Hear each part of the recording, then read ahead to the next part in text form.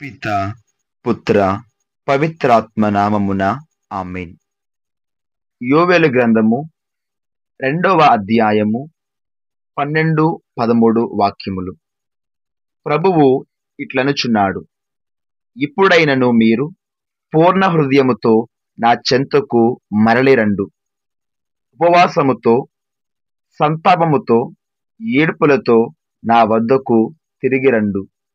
మీ బట్టలు చించుకొనుట చాలదు, మీ గుండెలను వ్రయ్యలు చేసుకొనుడు. మీరు ప్రభు చెంతకు తిరిగిరండు. అతడు కరుణామయుడు, దయాపరుడు, సులభముగా కోపపడువాడు కాదు. అనంతమైన ప్రేమ గలవాడు. తాను నిశ్చయించుకున్నట్లు శిక్షింపక మన్నించి వదిలివేయువాడు. క్రీస్తునాథుని యందు ప్రియమైనటువంటి సహోదరి సహోదరులారా, ఈ రోజు నుండి ఒక ముఖ్యమైనటువంటి కాలములోనికి అడుగు పెడుతూ ఉన్నాం. ఈ విభూది బుధవారం రోజున ప్రతి క్రైస్తవుడు తపస్సు కాలం అనే పవిత్ర దినాలలోనికి ప్రవేశిస్తాడు. దీనినే అనుగ్రహ కాలం, కృపాకాలం, హృదయ పరివర్తన చెందే కాలం అని పిలుస్తూ ఉంటాం. ఈ తపస్సు కాలం 40 దినాలు మన నుదుటి మీద ముద్ర వేయబడే విభూది ద్వారా ప్రారంభించబడుతుంది. మన నుదుటి పైన శిలువ రూపములో శిలువ సాక్షిగా దిద్దబడే ఈ విభూది హృదయ పరివర్తన చెంది సువార్తను నమ్మాలని బోధిస్తూ ఉంది.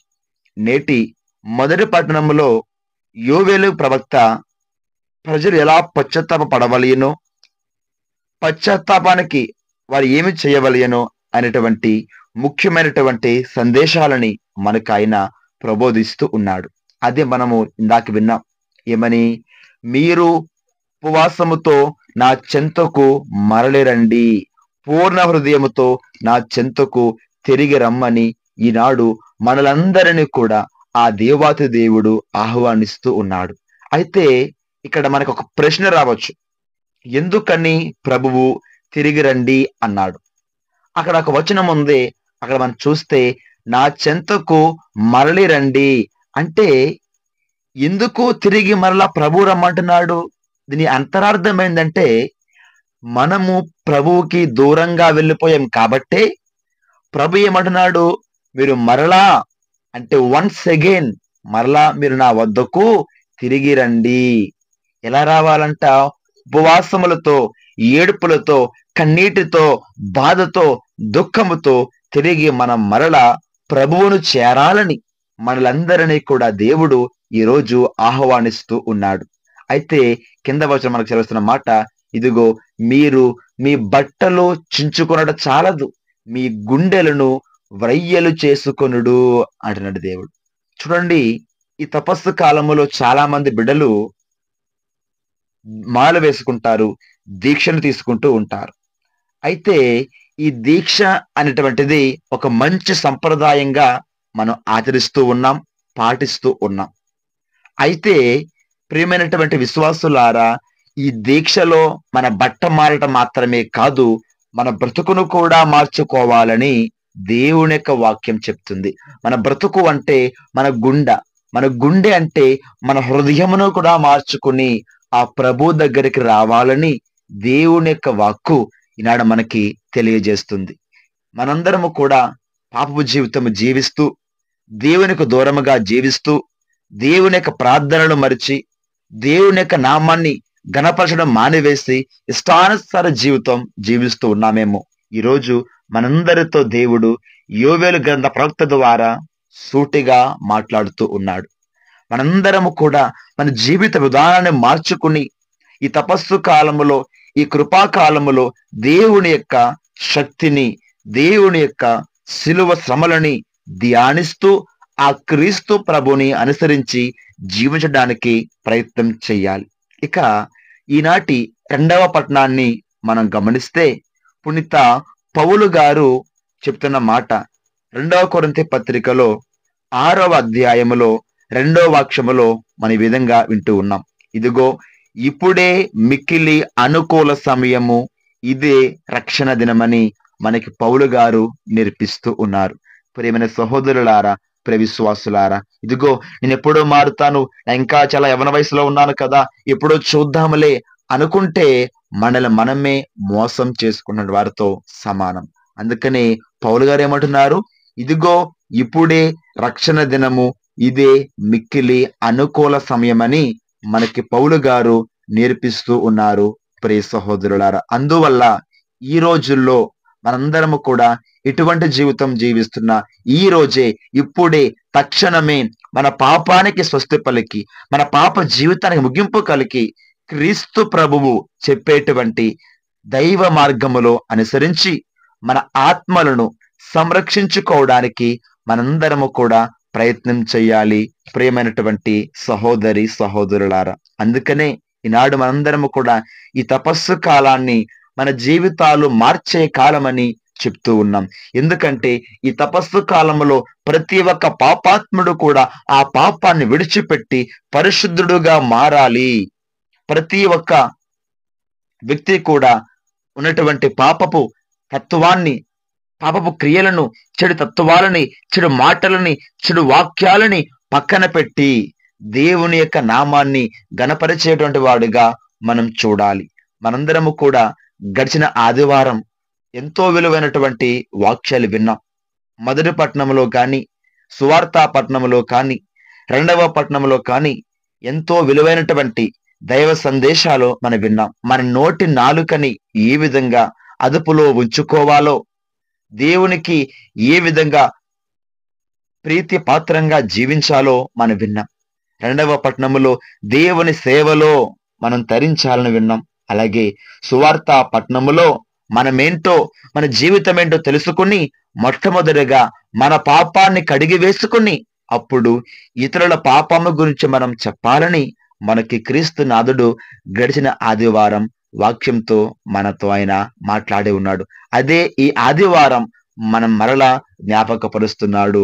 మొదటి పట్టణములో, సువార్త పట్టణములో, రెండవ పట్టణములో ఈనాడు విభూది బుధవారం యొక్క సందేశాలు. కనుక ప్రియమైనటువంటి సహోదరులారా, ప్రియ విశ్వాసులారా, ఈ తపస్సు కాలములో మన జీవిత విధానం మార్చుకుందాం. ఈ తపస్సు కాలంలో దేవుని యొక్క అనుగ్రహాన్ని మనం పొందుకోవడానికి ప్రయత్నం చేద్దాం. కీర్తనల గ్రంథము 15వ అధ్యాయము 1వ వాక్యం మనం చదివితే దావీదు కీర్తనాకారుడు ఈ విధంగా సెలవిస్తున్నాడు. ఏమని? నీ మందిరమున ఎవడు నిలవగలడు? నీ పర్వతం మీద ఎవడు ఉండగలడు? ఎవడు ఉండగలడంటే ఆ కింద 2వ వాక్యం చెప్తుంది, నిర్దోషుడుగా ధర్మామత్తుడుగా జీవించేవాడు నీ మందిరమున నిలవగలడు అని చెప్తుంది. అయితే ఈ తపస్సు కాలములో, ఈ అనుగ్రహ కాలములో ఎవడు దేవుని యొక్క దీవెన పొందుకుంటారు, ఎవరు దేవుని యొక్క కృపకు పాత్రులవుతారంటే ఈ తపస్సు కాలాన్ని అర్థవంతంగా ఉపయోగించుకుని జీవితాన్ని మార్చుకునే వారికి దేవుని కరుణ కటాక్షాలు అధికముగా వారి మీద కురిపించబడతాయి. మరి ఈరోజు ఈ వాక్యం వినేటువంటి మీరు కానీ, చెప్పడం నేను కానీ మన జీవితాలు మార్చుకోవడానికి సిద్ధపడుతూ ఉన్నామా, సిద్ధంగా ఉన్నామా అని మనొక్కసారి మన మనస్సును ప్రశ్నించుకోవాలి. ప్రియమైనటువంటి సహోదరి సహోదరులారా, ఇక చివరగా ఈనాడు సువార్త పట్టణంలో మనము చేయవలసినటువంటి 3 విషయాలని మనకి ప్రభు జ్ఞాపకం చేస్తున్నాడు. ఏమిటవి? ప్రార్థన, ఉపవాసము, దాన ధర్మ క్రియలు. ప్రార్థన ద్వారా దేవునితో మనకున్న సంబంధాన్ని మనం పరిశీలించాలి. ఉపవాసముతో మనం ఎవరో ఆత్మ పరిశీలన చేసుకోవాలి. దాన ధర్మ క్రియల ద్వారా నీకు పొరుగు వారికి ఉన్న సంబంధం ఏంటో మనం తెలుసుకోవాలి. అందుకనే మత్తయి శుభవార్త 3వ అధ్యాయం 2వ వాక్యములో ప్రముఖమైన మాట, పరలోక రాజ్యము సమీపించినది, హృదయ పరివర్తనం చెందవలనని ఆయన కోరుతూ ఉన్నాడు. అందుకే ప్రియ సహోదరులారా, మనందరము కూడా హృదయ పరివర్తనకు తగిన పనులు చేయాలి.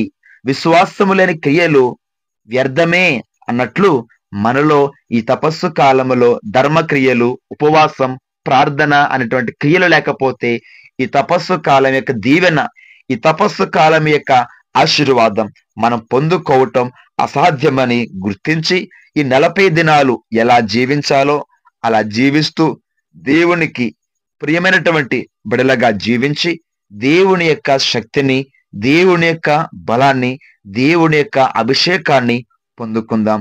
మనం ఎవరిని మెప్పించాలో, ఎవరికో చూపించాలో, ఎవరికో కనిపించాలో అనే విధంగా మన ప్రార్థనలు, ఉపవాసం, ధర్మక్రియలు ఉండకూడదు. ఉపవాసం అనేది శారీరక ఆహారం నుండి కాదు, కానీ పాపము నుండి రావాలి. అందుకని పునీత ఫ్రాన్సిస్ ది సేల్సీ గారు ఒక వ్యక్తి గురించి చెప్తున్న మాట, ఇదిగో ఒక వ్యక్తి యొక్క నిజమైన ఆస్తి ఏంటంటే తన తోటి వారికి సహాయం చేయటం అని చెప్తున్నాడు. ఈ తపస్సు కాలములో మనమందరం క్రీస్తు శ్రమల, మరణ, పునరుత్థానాన్ని భాగస్థలమగుతూ, ఆ క్రీస్తు ప్రభు యొక్క శిలువ శ్రమలను ధ్యానిస్తూ, క్రీస్తుతో కలిసి ఈ తపస్సు కాలాన్ని మనం విజయవంతంగా ముందుకు సాగుదాం. దేవునికి ప్రతినిధులుగా జీవిద్దాం. దేవుడు మనలందరినీ దీవించునుగాక. ఆమేన్. చిన్న ప్రార్థన చేసుకుందాం. దయగల మా ప్రభువా, కృపగల మా జేసువా, మీకే స్తోత్రములు, మీకే వందనములు. ప్రభువా, మేమందరము కూడా నాయన ఈ తపస్సు కాలములో మొదటి దినమైనటువంటి విభూది బుధవారము ద్వారా ఈ తపస్సు కాలాన్ని ప్రారంభిస్తూ ఉన్నాం. ప్రభువా, ప్రతి ఒక్క క్రైస్తవ బిడ్డను నాయన మీ సన్నిధిలో సమర్పించి వారందరి కొరకు ప్రత్యేక ప్రార్థిస్తుండగా, ప్రతి ఒక్క బిడ్డని కూడా మీరు దీవించండి, ఆశీర్వదించండి. ఈ తపస్సు కాలములో, ఈ కృపా కాలములో నీ కృపను పొందుకునే వారిగా ప్రతి బిడ్డకి కూడా మీరే సహాయము దయచేయమని ప్రార్థిస్తున్నాం. ముఖ్యంగా నాయన అనేక మంది బిడ్డలనైనా ఎంతో దీక్షతో నాయన ఈ తపస్సు కాలం ప్రారంభిస్తుండగా, ఈ యొక్క సైతాను శోధనలు ఎవరిని